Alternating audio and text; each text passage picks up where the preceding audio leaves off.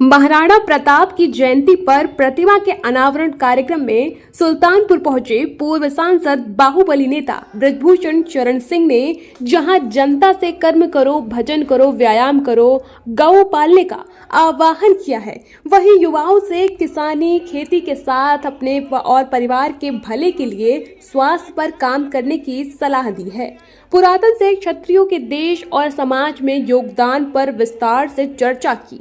वहीं सनातन की नीतियों पर चलते हुए सभी जातियों और समूहों को एकजुट करने का आह्वान किया है।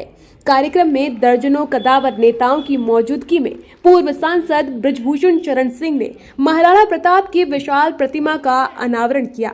उन्होंने देवासुर संग्राम का जिक्र करते हुए कहा कि त्रेता युग में महाराज दशरथ के समय भी महिलाओं को बराबरी का हक था। महारानी कैकेयी उनके साथ युद्ध में उनकी सारथी के रूप में मौजूद थी। उनके पूर्वज सिकंदर से लड़े, गोरों से लड़े, मुगलों से लड़े, आजादी मिलने तक लड़ते रहे। इसका सबूत देश के हर ब्लॉक पर बने हुए स्तंभ पर देखा जा सकता है। नहीं पाप का भागी होगा केवल बाध्य दो तटस्थ है, समय लिखेगा उनका भी इतिहास। कहते हुए उन्होंने कहा, आजादी की लड़ाई में केवल राजपूत ही नहीं लड़े, ब्राह्मण, आदिवासी, बनवासी, सभी जाति और समूहों ने आजादी की लड़ाई में अपनी कुर्बानियां दी हैं और अंग्रेजों के छक्के छुड़ाने का काम किया है। इन्हें इतिहास में जगह नहीं मिली और अंत में लिख दिया गया, साबरमती के संत तूने कर दिया कमाल। आरक्षण के मुद्दे पर उन्होंने कहा कि वह सवर्ण के लिए आरक्षण नहीं चाहते, बल्कि हर आरक्षण का लाभ कमजोर गरीब को मिले, इसकी समीक्षा होनी चाहिए। बस्ती में छावनी में एक पेड़ है, उस पेड़ पर अंग्रेजों ने 200-300 लोगों को जिंदा लटका दिया। आपके यहाँ देवी वाली क्या नाम था, शहीद बंधु सिंह गायब,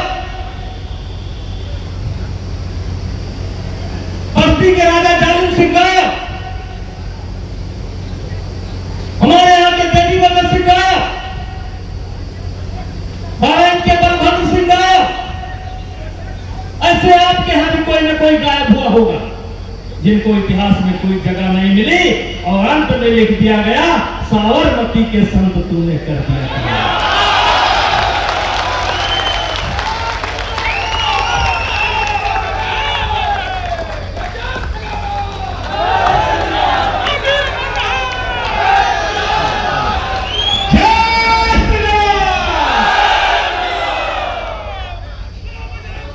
साबरमती के संत तूने कर दिया। क्या हो गया भाई, आओ मिलकर के विचारे ये समस्याएं सही।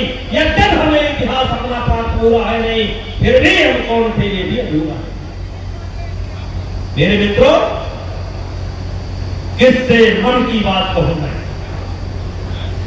सुनने को तैयार कौन है, फुर्सत किसको कितनी है, लगे हुए सब अपने अपने, सबको अपनी अपनी है, बनकर मूक मेघ सा कब तक बोले वज्राघात सहूं मैं, किससे मन की बात कहूं।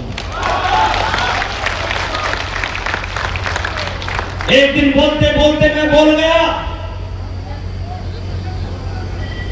कि सवर्ण समाज को आरक्षण नहीं चाहिए। बोलते बोलते बोल गए सवर्ण समाज को आरक्षण नहीं चाहिए। आज फिर सुल्तानपुर की धरती से खड़े होकर के कहना चाहता हूं कि हम और ये हमारा समाज आरक्षण का विरोधी नहीं है। जो कमजोर है उनको उठाने के लिए हम कुछ भी करने के लिए तैयार हैं। हम आरक्षण के विरोधी नहीं है,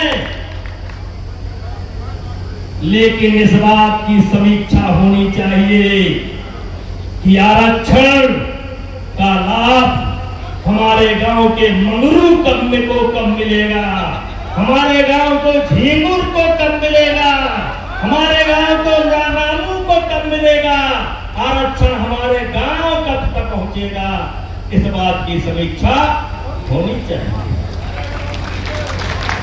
क्योंकि आरक्षण आज कुछ लोगों के लिए संसाधन हो चुका है। जिस सोच के तहत हम सबने छोड़ा था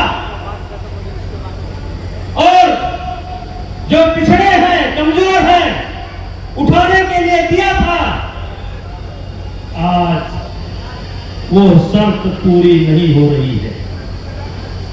और इसलिए मेरे भाइयों, और हम काम थे, क्या हो गई? सवर्ण समाज को अगर खोजना है तो किसी गौशाला में पहुंचो, गोबर उठाते हुए सवर्ण समाज आपको दिख जाएगा। अयोध्या में रिक्शा चलाते हुए सवर्ण समाज आपको दिख जाएगा। लुधियाना में मजदूरी करते हुए सवर्ण समाज आपको दिख जाएगा। आजादपुर मंडी में सब्जी बेचते हुए सवर्ण आपको मिल जाएगा।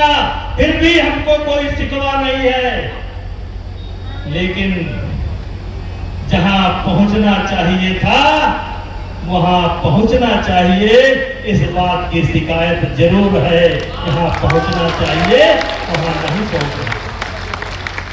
और मेरे भाइयों, हम कौन थे, क्या हो गए, इसमें किसी का दोष नहीं है। हम राम के वंशज हैं, लेकिन भगवान राम को जब वनवास होता है, पूरी कथा कहने की जरूरत नहीं है, लेकिन आखिरी वर्ष में जब माता सीता का हरण होता है, बगल में छत्तीसगढ़ था, राम जी का ननिहाल था, लेकिन राम जी छत्तीसगढ़ संदेशा नहीं भेजते हैं। राम जी अयोध्या संदेशा नहीं भेजते हैं। राम जी जनक को संदेशा नहीं भेजते हैं। क्या करते हैं?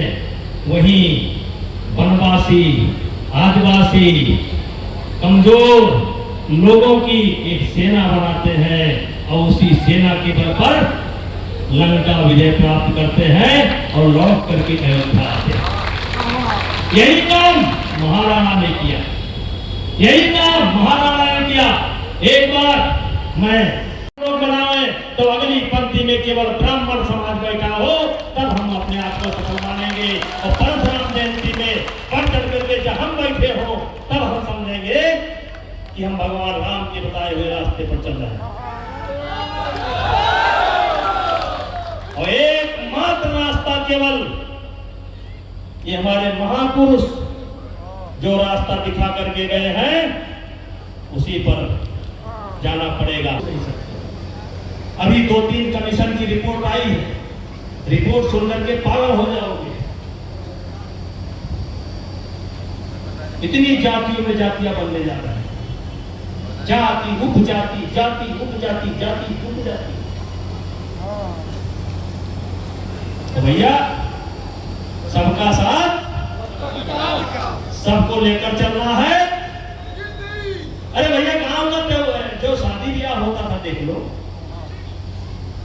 किसका किसका हक था, जरा आज जाकर के देखना। नाव से लेकर, धोबी से लेकर, कुम्हार से लेकर, दलित से लेकर देखना हमारे पूर्वजों ने क्या शानदार व्यवस्था बनाई थी कि उत्सव केवल ठाकुर साहब के घर नहीं मनाया जाएगा। अगर ठाकुर साहब के घर में उत्सव होगा तो उस गांव के धोबिया के भी जिंदगी में उत्सव होगा, भुजवा के भी जिंदगी में उत्सव होगा।